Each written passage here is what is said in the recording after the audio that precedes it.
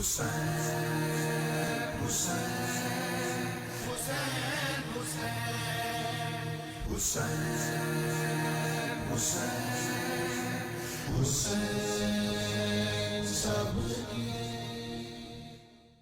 دیکھا علامہ صاحب اگر صاحب آج کی اس گھڑی میں شروع میں ہم سب پرسہ دینے بیٹھے ہیں، کیا مدہ بیان کریں؟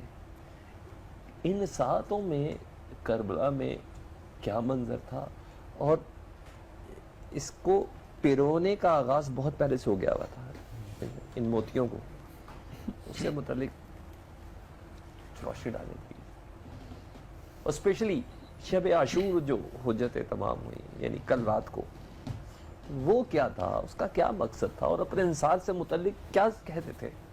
دیکھیں، کل رات جو گزری وہ کہلاتی ہے شام شہیدہ.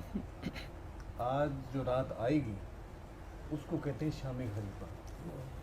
یعنی جو کل رات تھی وہ شہیدوں کی رات، آج رات جو ہوگی وہ ہوگی غریبوں کی رات. کل ہر ماں کے پاس اپنا بیٹا موجود تھا، ہائے ہائے ہائے ہائے، بہنوں کے پاس بھائی موجود، عزیز و اقارب موجود.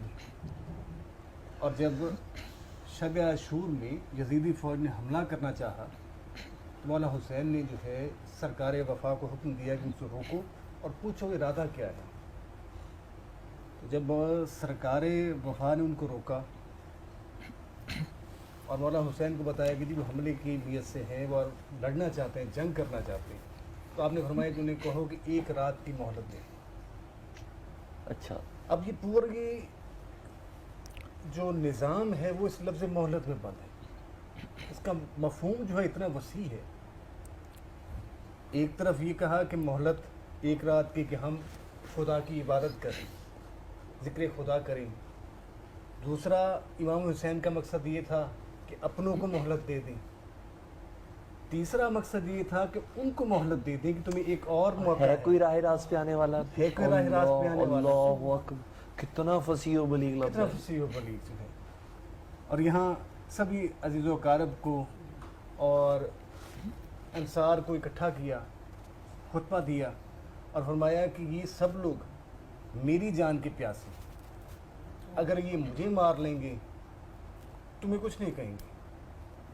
اس سے بہتر ہے کہ میں چاہتا ہوں کہ تم سب لوگ اپنے اپنے گھروں کو چلے جاؤ.